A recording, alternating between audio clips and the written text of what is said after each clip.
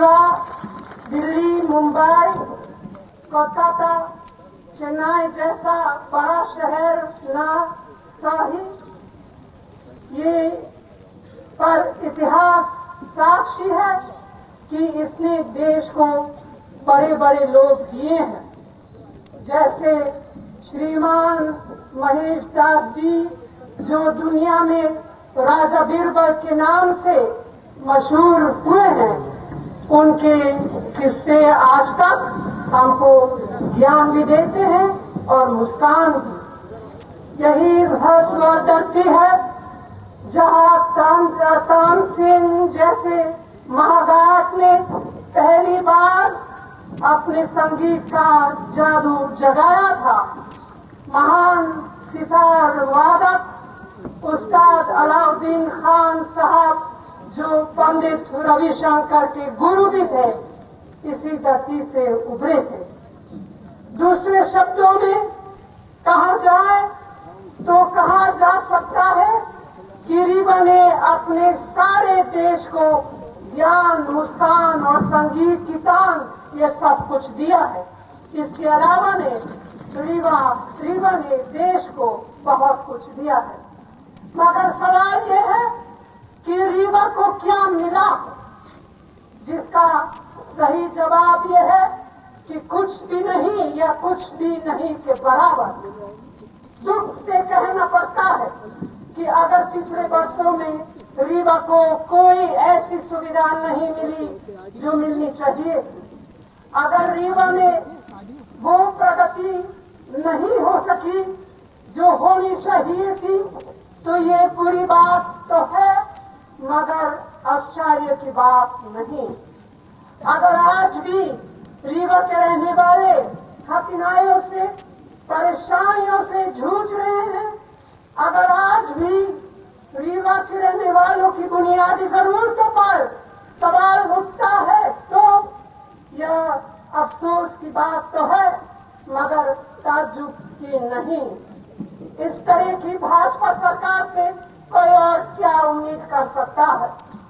पिछले दिनों कई विद्वान, अर्थशास्त्री और जानकार लोगों की ने निकला एक जो कि इनकी किसी राजनीति पार्टी से कोई संबंध नहीं, न राजनीति से कोई वास्ता, ऐसे लोगों ने मिलकर एक रिपोर्ट तैयार की है, जिसके अनुसार खुशहाली और सामाजिक बराबरी की सोच में देश के सारे प्रदेश के सामने मध्य प्रदेश सबसे पिछड़ा और आखिरी नंबर पर है। हमारे देश में सिर्फ एक ही लिस्ट ऐसा बनी जिसमें मध्य प्रदेश नंबर 1 पर है, और ये लिस्ट बना ली नेशनल क्राइम ब्यूरो ने, कि जिससे मध्य प्रदेश की कानून व्यवस्था का पता चलता है। लिस्ट में यह है कि किस प्रदेश में महिला पर ज्यादा अत्याचार और बलात्कार जैसे घिनौने जुल्म सबसे ज्यादा होते हैं। इस लिस्ट में मध्य प्रदेश सबसे ऊपर है। तो ये हाल है भाजपा के राज्य में लॉ एंड ऑर्डर की व्यवस्था की। गांव हो या शहर, लोग हर जगह परेशान हैं। शर्म की बात यह है कि केंद्र ने भी आम इंसान के जीवन को बेहतर बनाने के लिए जो योजनाएं बनाई हैं, वह भी रीवा तक पहुंचने से पहले ही लूट ली जाती है। यह कारण है महात्मा गांधी नरेगा का जितना लाभ देश के दूसरे हिस्सों में हुआ, वह यहाँ दिखाई नहीं देता है।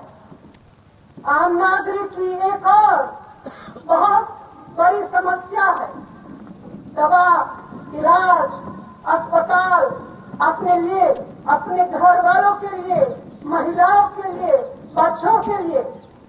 इस समस्या को हल करने के लिए यूपीए सरकार ने राष्ट्रीय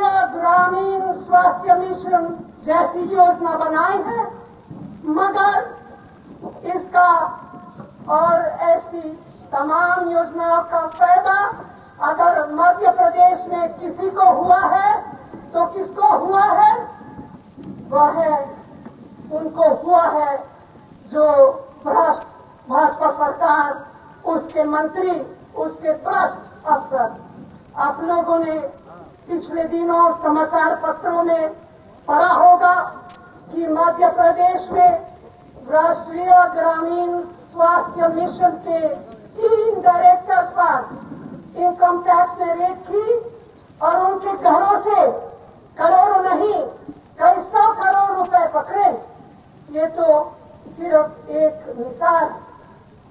ये रुपया क्या केंद्र से इसीलिए भेजा गया था कि एक भ्रष्ट व्यवस्था की तिजोरियों में चला जाए, या ये रुपए केंद्र से इसीलिए भेजा गया था कि मध्य प्रदेश के आम आदमी का जीवन कुछ सहूलियत पा सके? मगर सच यह है कि एक ऐसी सरकार से क्या आशा की जा सकती है जिसके 1 नहीं 2 नहीं 8 मंत्री लोकायुक्त की अदालत के खटखड़े में मुलजिम बनाए गए। मध्य प्रदेश के पड़ोस में राजस्थान, जहां हमारी सरकार नगर नगर गांव लोगों को हर तरह की दवा, हर तरह का इलाज बिल्कुल मुफ्त में दे रही है। मगर इसकी प्रशंसा करना तो दूर की बात है। वहां की भाजपा वालों ने कहा कि ये दवा तो जहर, और मैं कहती हूं कि दवा जहरीली नहीं है। जहरीले तो है वे लोग जिनके दिल में आम नागरिक के लिए कोई दर्द नहीं।